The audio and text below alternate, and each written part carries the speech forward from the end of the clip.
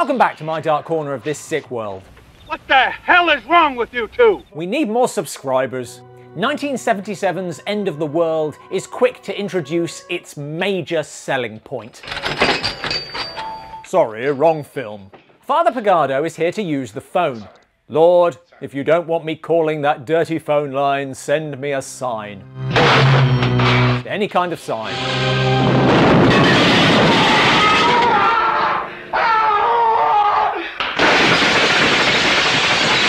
Fine, I'll buy a magazine. As Father Pagado flees, a film with two Christopher Lees can't be all bad. Actually, it can. We now meet Andrew Buran, who has been monitoring signals being sent into space. And the patterns are well, consistent. As though they're trying to form words or sentences. He and his wife are going to a party, but... I just thought of something better to do. Yes, it's back to the office. And now the message comes through more clearly, which becomes less cryptic when they learn of a major earthquake. Leander, to think that there's any connection between your three words and an earthquake in China, that's really reaching. Andrew and Sylvia head for where the messages seem to be coming from.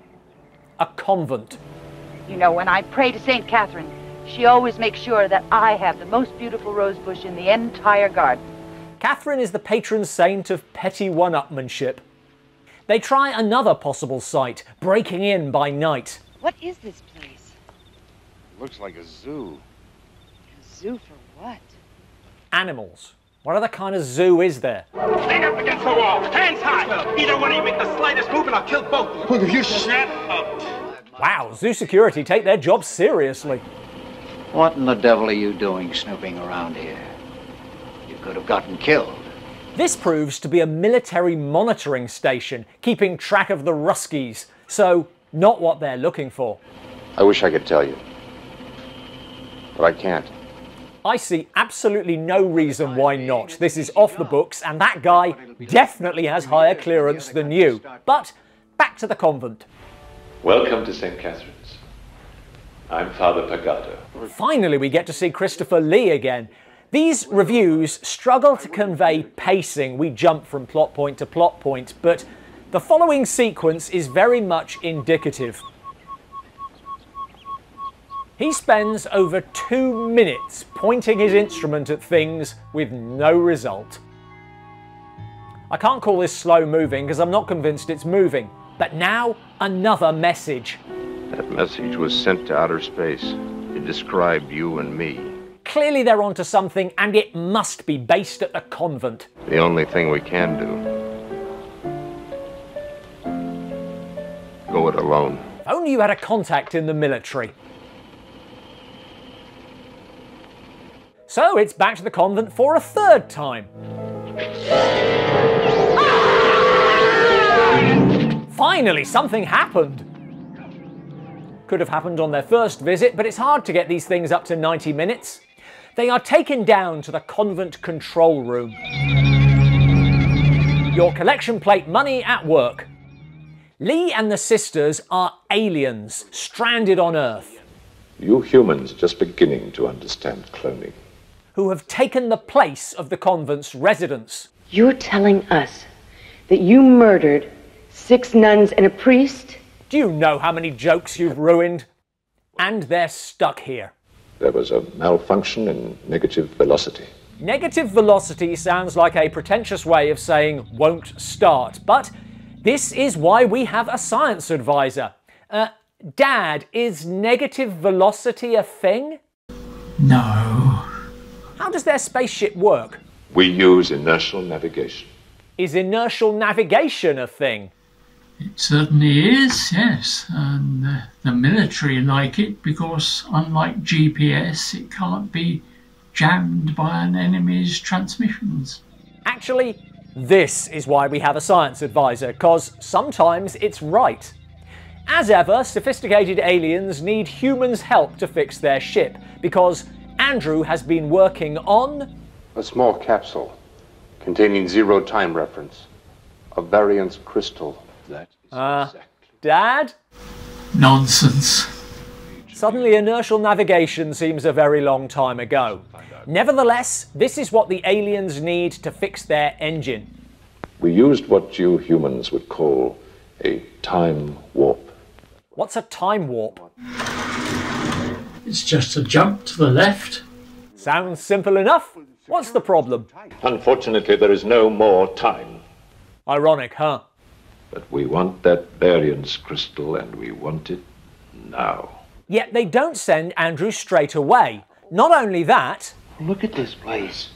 The door's wide open. There's no one guarding this. So they just leave.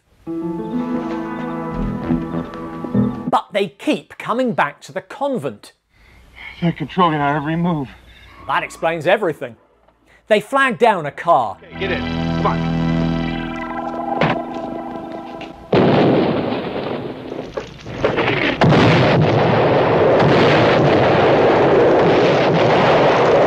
Well, we killed him.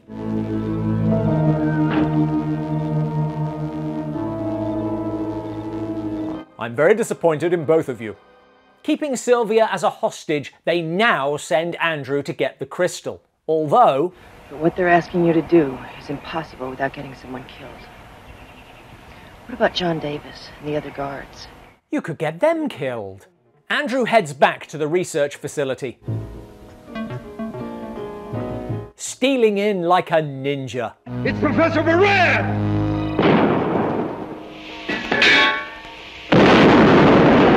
But there's bad news on his return. The agreement has expired. What's going on? The planet Earth has emitted an overabundance of diseases. They are contaminating the universe. All the planets light years away from here will suffer, unless it is destroyed. Our germs are going to travel light years through space. If they were that worried, they wouldn't be going home taking our Earth cooties with them.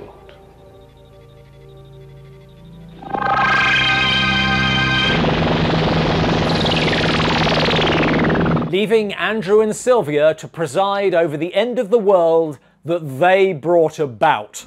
It is happening. It had to happen. Did it?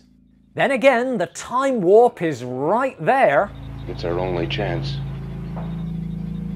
Let's take it.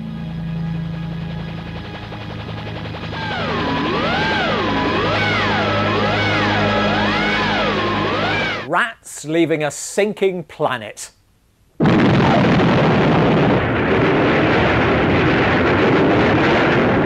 So Earth is destroyed, but at least the people responsible got away. Here's the problem. Aliens disguised as nuns holed up in a convent sounds like classic era Doctor Who. It's a great premise, and I think they were so gosh darn proud of that premise they forgot to write a script. That is exactly what we need.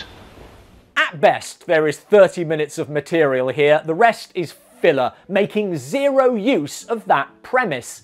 This is basically Attack of the Alien Nuns, and for a film with that premise to be this sinfully boring is unforgivable. We did the best we could.